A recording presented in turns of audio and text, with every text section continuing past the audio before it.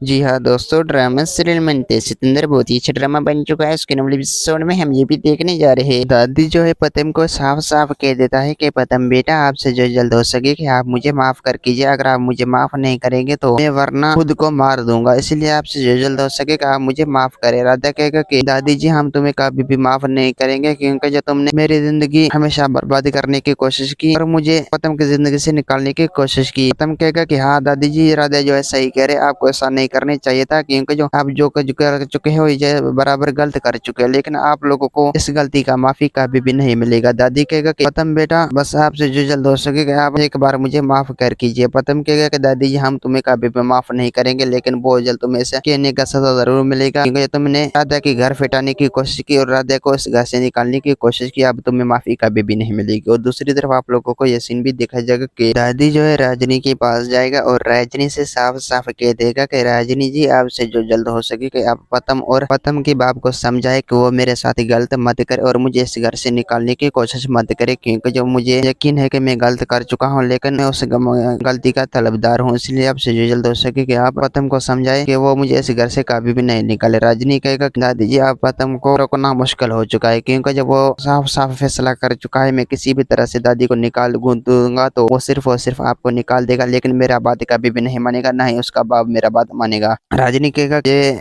तुमने फैसला कर चुका था कि वो किसी भी तरह से आपको हिसाब किताब जरूर लेगा। दादी कहेगा कि राजनी जी, ये आप ही कुछ कर सकते हो, मुझे आप ही बचा सकते हो। कि और दूसरी तरफ आप लोगों को ये सीन भी दिखाया जाएगा कि पतम जो है राधा को दिलासा देता है और राधा को साफ साफ कह देता है कि राधा जी, तुम्हें परेशान होने की जरूरत नहीं, क्योंकि ये मैं दादी से एक एक करके आपका हिसाब किताब लूंगा, जब तक मैं दादी को कभी भी माफ नहीं करूंगा। राधा कहेगा कि पतम, दादी जो है बड़ी है, आपसे जो जल्द हो सके कि आप दादी को माफ कर कीजिए, क्योंकि मेरे दिल में कोई भी नहीं है। दोस्तों, उम्मीद है कि मेरा वीडियो आप लोगों की अच्छी लगी होंगे। वीडियो अच्छी लगी तो वीडियो को लाइक और चैनल को सब्सक्राइब करना। खुदा हाफिज़।